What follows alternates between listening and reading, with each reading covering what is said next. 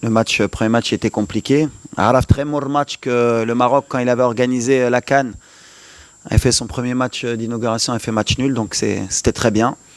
Maintenant, on rentre aussi dans la vraie compétition. Deuxième match contre une équipe du Mali qu'on connaît très bien, qui nous connaissent très bien. Voilà, pour moi, c'est une des équipes qui a le plus de potentiel en Afrique depuis très longtemps, avec des très bons joueurs, très habiles, qui auront à cœur sûrement bien sûr de gagner, mais comme nous. Donc ça va être un match très équilibré.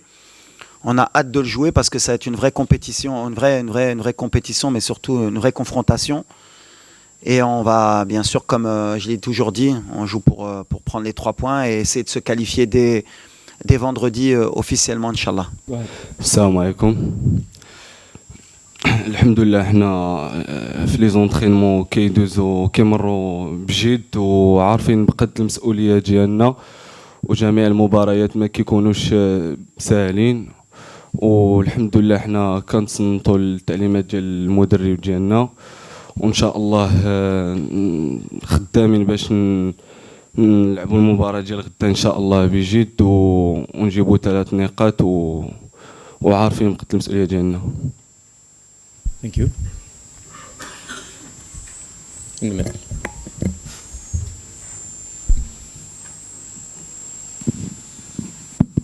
Bonjour Walid, Nasreddin Nasri, la nouvelle tribune Canal+. Maintenant que les émotions et la pression sont redescendues, comment tu te sens, comment se sent le groupe et est-ce que tu peux nous faire un état des lieux des blessures de Saïs, Aguerd, Hakimi et Igaman? Merci.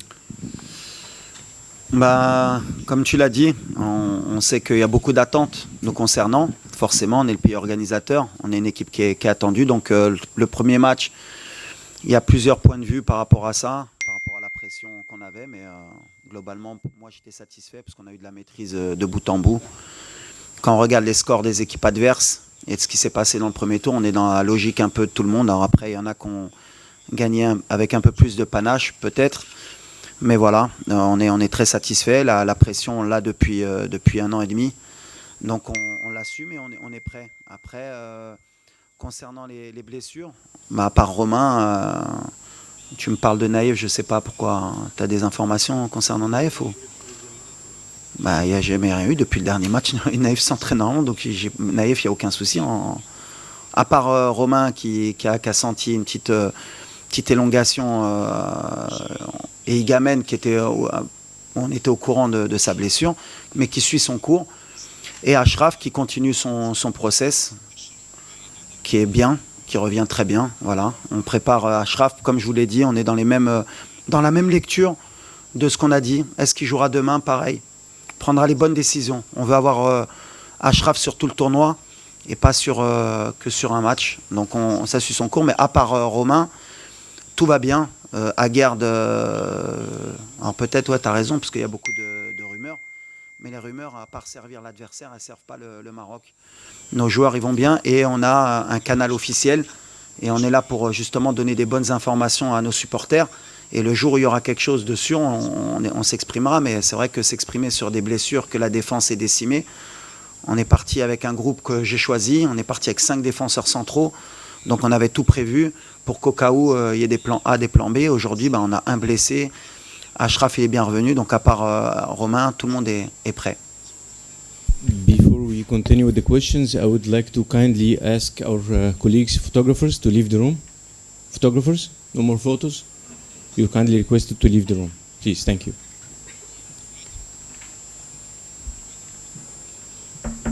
Wonder.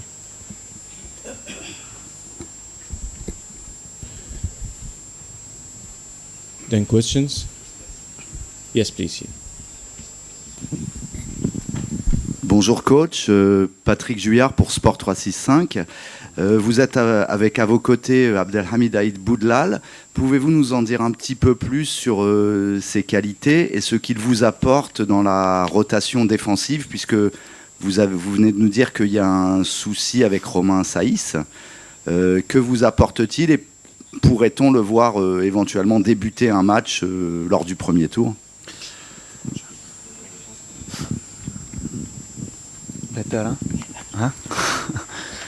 Abdelhamid, l'avantage que j'ai, moi, c'est d'avoir entraîné au Maroc depuis plus de 10 ans. Donc, et dans un club formateur qui est le FUS de Rabat, mais aussi qui est dans la même ville que l'Académie royale Mohamed VI, qui fait un travail extraordinaire, qui a quand même lancé la formation au Maroc. Donc, le petit Abdelhamid, comme j'ai dit, je le connais depuis qu'il est petit, puisqu'il jouait contre les catégories de jeunes de mon club. C'est un talent énorme, on le sait, au Maroc. Bon, il y a beaucoup de supporters qui le savent pas peut-être, parce que voilà, dans sa progression, il y a des hauts et des bas. Mais nous, on est certain qu'on tient une pépite pour le futur. Et pourquoi pas le présent aussi, si ça peut répondre à la question du match de demain. Mais pour moi, je l'ai appelé... je l'avais sélectionné, je crois, il y a... Il y a 1 an et quelques, il était, je crois, avec la réserve de Rennes, il s'entraînait un peu avec les pros. Et on sortait du mondial. Et c'est vrai que sélectionner un gamin de 18 ans en équipe nationale sans qu'il ait un match en pro, j'avais été beaucoup critiqué. Et aujourd'hui, tout le monde demande que le petit débute. Donc c'est bien, parce qu'on a une vision, c'est que quand on travaille, on sait ce qu'on fait, on va l'accompagner. Le plus important, c'est de ne pas le griller, parce que voilà, le potentiel qu'il a, il est énorme, il ne faut pas le griller dans sa progression. Et ne pas le griller, c'est le faire rentrer au bon moment. Des fois, il faut le faire rentrer dans des matchs qui, a priori, sont faciles. Et des fois, il faut le faire rentrer dans les matchs où ils sont difficiles pour que tout de suite, on sache ce qu'il a dans le ventre. Donc demain, est-ce qu'il va débuter ? Lui, il va me dire, j'ai envie de débuter, de toute façon, c'est sûr. Mais on verra. En tout cas, moi, c'est quelqu'un sur lequel j'ai beaucoup d'espoir pour le football marocain, Inch'Allah. Over there, please.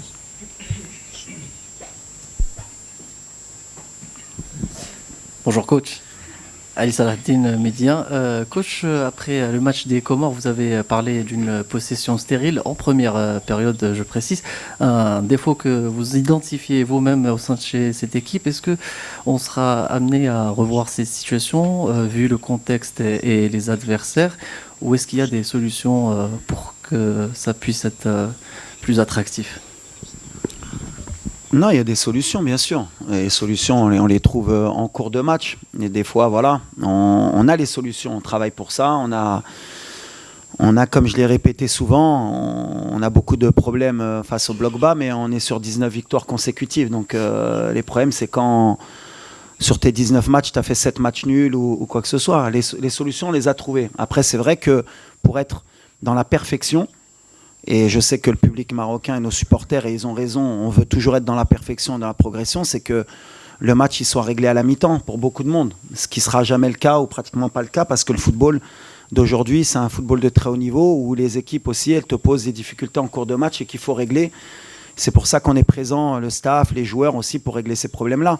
Aujourd'hui, quand j'ai parlé de possession stérile, oui, parce qu'on a manqué un peu plus de courses dans les espaces, dans l'half space, moins de présence dans la boxe, dans la surface, peut-être moins de tentatives, plus de sécurité, mais ça va avec aussi la physionomie du match. On a voulu les faire courir, mais on sait, voilà, nous on sait qu'avec cette possession aussi, on use l'adversaire, et que sur les 19 matchs, souvent, ils ont plié. Alors des fois, à la dernière minute, on était à la limite de ne pas gagner ce match, mais on a les ressources mentales pour toujours faire plier. Maintenant, je pense que demain sera un match différent face aux Maliens. On va avoir une autre opposition, peut-être aussi plus de personnalité de la part de l'équipe malienne, et ça j'en suis certain, et peut-être qu'il y aura peut-être un peu plus d'espace pour nous. Mais on va aussi subir à certains temps, parce qu'ils ont aussi un peu plus de maîtrise technique. C'est un match équilibré, sera différent, mais contre les blocs bas, pour répondre vraiment à ta question, on a pratiquement trouvé la solution tout le temps, heureusement pour nous. سؤالي بخصوص التشكيلة أمام مالي، هل ستعتمدون على سفيان رحيمي، خصوصا أن المنتخب المالي يعتمد على اللعب الهجومي وترك المسافات في الخلف، وهل أن الاختيار سيكون هو أيوب الكعبي، خصوصا أنه كان حاسما في المقابلة السابقة؟ عندي سؤال ثاني ولا c'est bon.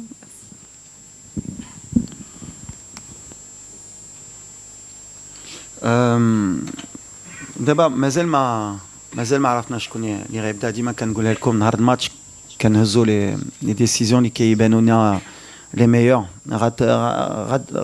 Rad Ben le plan de jeu les ranbré.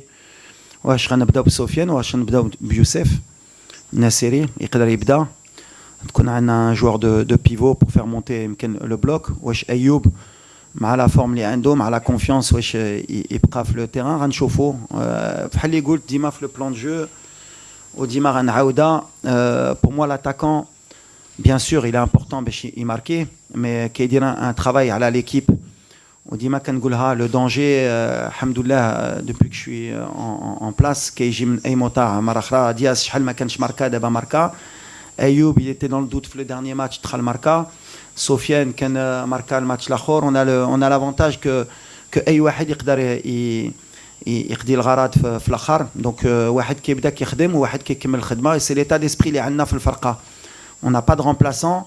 On a des changements de jeu, comme je leur dis. اللي كيدخل خصو يبدل اللعب وخصو يعطي الإضافة للفرقة.